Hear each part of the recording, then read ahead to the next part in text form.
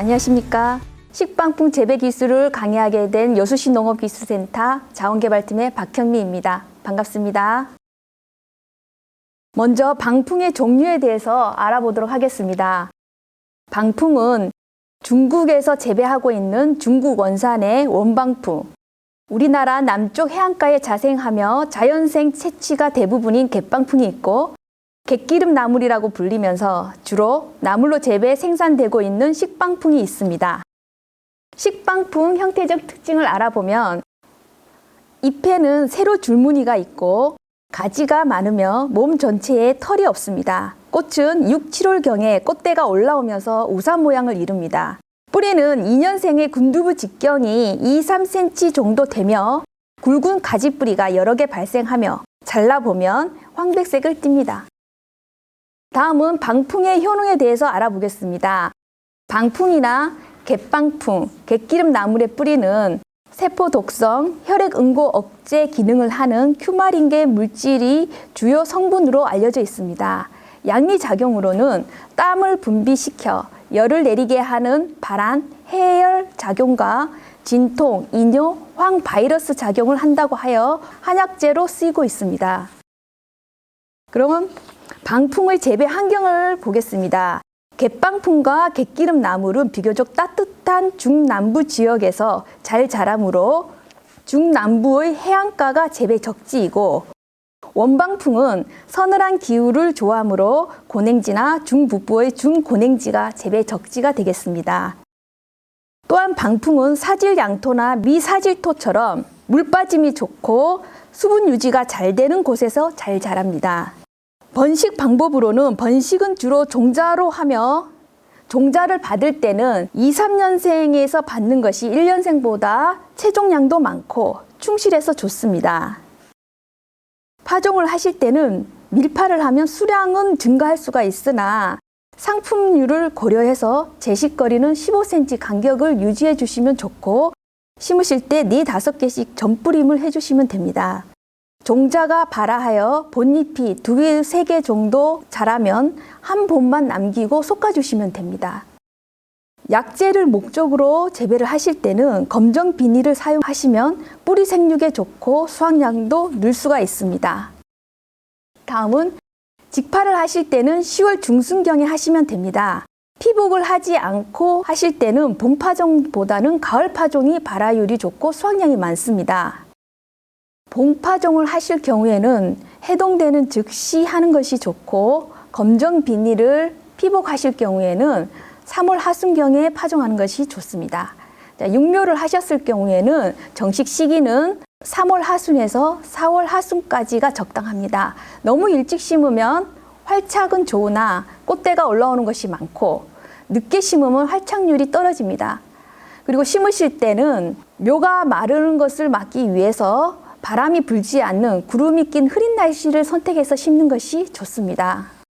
직파 재배를 하실 경우에는 초기 생육이 좀 늦기 때문에 풀에 눌려서 생육이 위축되기가 쉽습니다. 그렇기 때문에 이 3, 4회 정도 제초를 해주시면 좋은데, 이때 별도로 비료는 주지 않는 것이 좋습니다.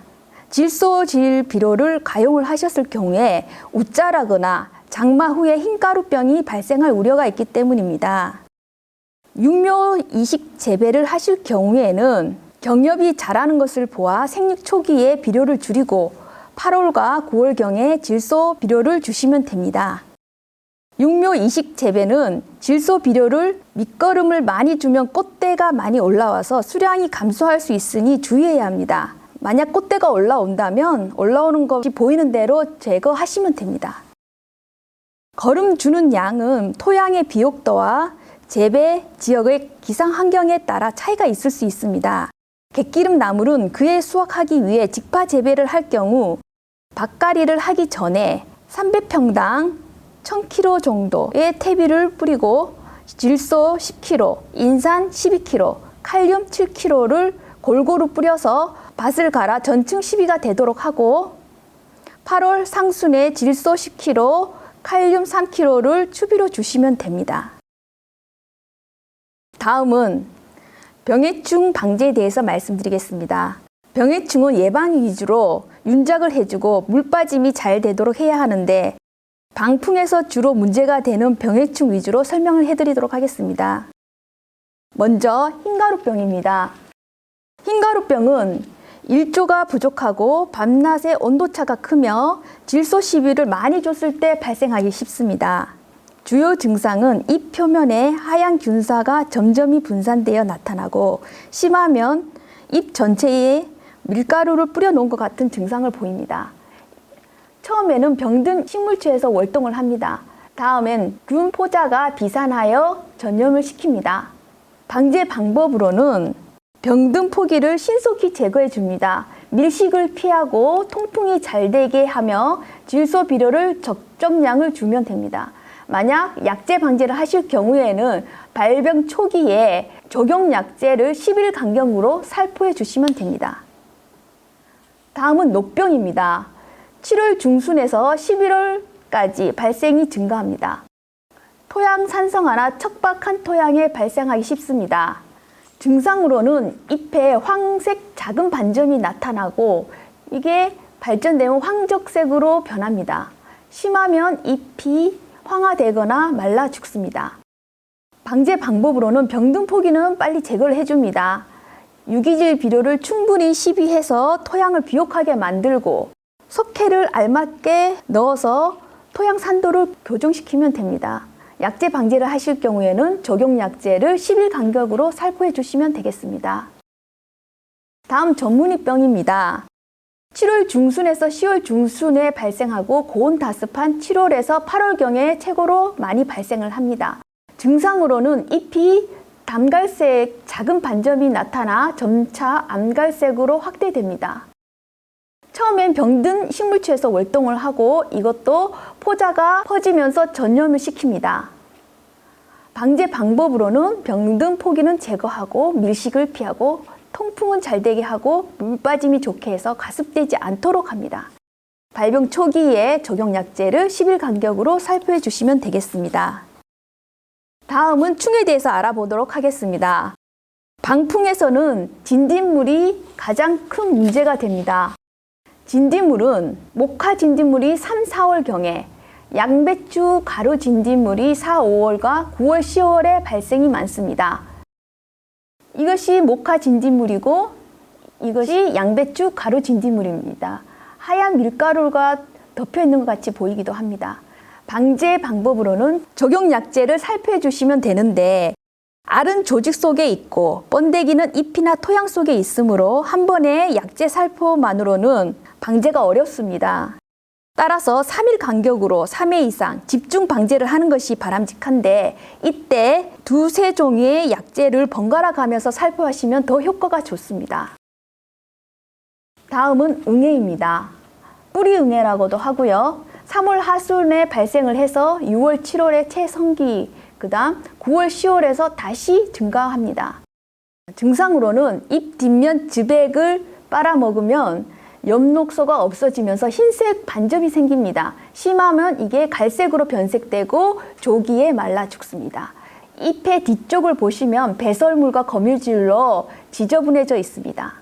방제 방법으로는 발생 초기에 적용 약제를 집중 살포하셔가지고 잡으시면 되겠습니다. 다음은 선충입니다. 선충은 침이 있어 뿌리를 가해를 하면 물집이나 혹이 형성되면서 양분 흡수를 저해합니다. 그렇게 되면 지상불과 시들고 품질이 저하되고 수량도 감소하게 됩니다. 연작을 하시면 발생이 많으므로 돌려짓기나 고온기에 토양 소독을 하시면 되겠습니다. 토양 소독은 7, 8월경에 석회질소를 이용해서 토양 소독을 하시면 됩니다. 다음은 토양 소독에 대해서 알려드리겠습니다. 토양 소독을 하실 경우에는 7, 8월 고온기에 하시면 됩니다. 일반 재배를 하시는 경우에는 다조멧 잎제라고 여러분들이 아시는 밭사미들을 300평당 30kg 뿌려주시면 됩니다. 친환경 재배를 하실 경우에는 석회질소를 40에서 50kg 정도 뿌려주시면 됩니다.